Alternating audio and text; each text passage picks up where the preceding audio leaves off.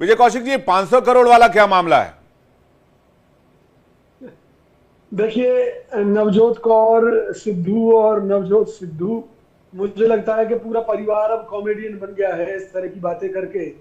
अगर 500 करोड़ में CM Congress party बनाती रही है तो अडानी अंबानी हमारी पार्टी में होते, फिर बीजेपी में न जाते, और फिर तो 1000-2000 करोड़ में हम हो सकता है कि प्रधानमंत्री पद ही दे देते।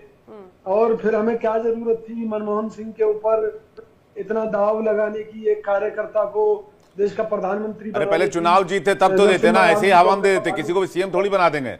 विजय कौशिक जी, सीएम बनवाने के लिए चुनाव जीतना पड़ता है, चुनाव तो एक जीतते नहीं आप। जहां जीतते हैं वहां 500 करोड़ का एलिगेशन लग रहा है। आप पंजाब में चुनाव जीतते हैं आप।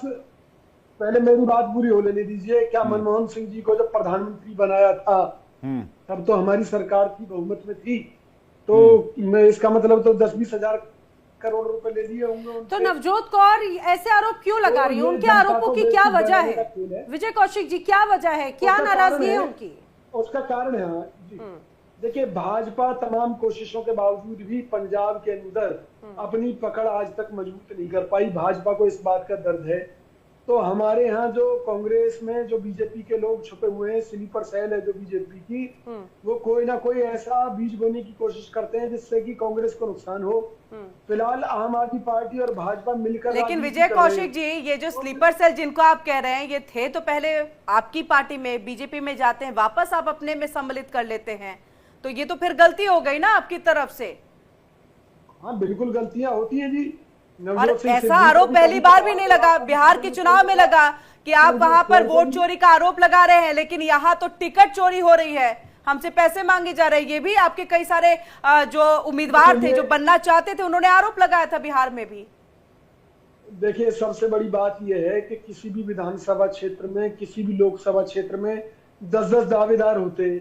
अब टिकट तो एक को ही दी जाएगी ना, और उसमें एक आधा कोई ऐसा कॉमेडियन होता है कि भी जो है टिकट न मिलने पर वो हल्ला करने लगता है, ठीक है, और आरोप लगाने लगता है। अरे अभी टिकट मिलना अभी तो बहुत दूर की बात है, अभी तो तैयार। देखिए, मैं ये कहना चाहता हूँ, ये पंजाब में भारतीय जनता पार्टी का षड्यंत्र है। हो सकता है कि इन्होंने क्या लॉलीपॉप उनको दिया है कि जिसके चलते वो कांग्रेस को नुकसान पहुंचाने के लिए उल्टी सीधी बयानबाजी कर रही है। तो उन्हें ये भी बताना चाहिए। ये आपके नेता लॉलीपॉप पकड़ क्यों लेते हैं, मेरे को तो यही समझ में नहीं आता। सवाल ये है ना कि भी देखिए, सवाल यही है, रिपोर्ट भी आई थी, सारे आपके तो जितने भी यंग लीडरशिप था, ना, एक रिसर्च रिपोर्ट छपी थी जिसमें ये ब्यौरा दिया गया था कि जो जो नेता सीबीआई ईडी के जाल में फंसे हुए थे वो धीरे धीरे करके बीजेपी में चले गए और उनके द्वारा सरकारें तक गिराई गई। ये सब ऑन रिकॉर्ड चीजें हैं। जब आप चाहें, जब साबित कर सकता हूं। तो कोई डर के कारण भाजपा में जा रहा है या किसी को लालच दे दिया जाता है? जो सच्चा कांग्रेसी है वो किसी लालच में नहीं आता। जैसे हो सकता है कि अब नवजोत कौर आ गई हो, या कांग्रेसी टेस्ट कैसे करते हैं? सच्चा कांग्रेसी टेस्ट कैसे, पता कैसे चलता है सच्चा कांग्रेसी है? वो टेस्ट करके रखिए ना कि सच्चा कांग्रेसी कांग्रेस में रहेगा, बाकी लॉलीपॉप पकड़ने वाले नहीं रहेंगे इधर। सुनिए ना कि भाई जो टिका रहे वो सच्चा कांग्रेसी, छोड़कर भाग जाए, किसी न किसी लालच में भागा या सीबीआई ईडी के दबाव में भागा है, कोई आज की नई बात तो है नहीं। अरे भाई, जब 500 करोड़ में सीएम पद आपके मुताबिक बढ़ते थे तो मैं तो समझता हूं कि नवजोत सिद्धू कोई भिखारी तो नहीं है, या उसके नाम पर कोई उन्हें 500 करोड़ नहीं दे सकता। तो अगर उनमें दम है खरीदने का, फिर वो ये कह रहे हैं उनके तो सोनिया जी की तारीफ करते हुए काफी वीडियोस वायरल हुए हैं। कब तब तो वो सच्चे कांग्रेसी थे, आज वो नकली कांग्रेसी हो गए। ये तो कमाल है, पल में तोला फल में माशा भाई साहब।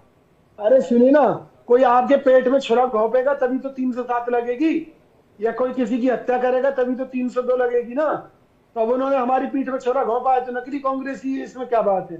जी, अवधेश जी कुछ कहना चाह रहे हैं? और मजबूत हो रही है। पंजाब में ना पहले कहीं थी ना आज कहीं है। यही भाजपा का दर्द है, और इसी दर्द को दूर करने के लिए वो साम दाम दंड भेद किसी भी तरीके से, भाजपा तो दिल्ली में भी नहीं थी बहुत समय से, नहीं थी, मैं मानता हूं। तो इसी के लिए तो इन्होंने आम आदमी पार्टी को ब्लैकमेल किया और कांग्रेस में सेंधमारी रखी। इस वजह से दिल्ली में सरकार बनाने में कामयाब रहे। उसी फार्मूले को ये पंजाब में बनाना चाहते हैं कि वहां आम आदमी पार्टी खत्म होती है तो कांग्रेस सरकार बनाएगी। इन्हें अच्छी तरह मालूम है आज कांग्रेस का वहां माहौल है, इसलिए ये सोचते हैं कि कांग्रेस को अगर डाउन कर दिया जाए तो बीजेपी कहीं ना कहीं फाइट में आ जाएगी। तो केवल ये एक साजिश है जिसका हमारे ऊपर कोई असर नहीं है। तो और हम शेखर जी अपनी तो कह रहे लड़ाई हैं पंजाब में लड़ेंगे। आपका कोई माहौल ही नहीं है, हालांकि आप मुख्य विपक्षी पार्टी हैं। किसी गिनती में ही नहीं है भाजपा तो नहीं, पंजाब के अंदर। आपका भी कोई माहौल नहीं है, कह रहे हैं सिर्फ आम आदमी पार्टी की आंधी है वहां पर। हाँ, आम आदमी पार्टी का भी कोई माहौल नहीं है। हैं? कुछ भी बोल देते हैं आम आदमी आप। पार्टी का भी कोई माहौल नहीं है वहाँ शेखर पर। जी, क्या हुआ, क्या वो ग्राउंड मजबूत कर पाए? सबसे इंपॉर्टेंट बात विजय कौशिक जी, क्योंकि उसके बाद में जब चुनाव हुए तो अपनी जो जमीन थी, वो अपनी जो सीटें थी, वो भी खो बैठे थे। देखिए, मैं केवल इतना कह सकता हूँ कि पंजाब में हालात अच्छे नहीं हैं।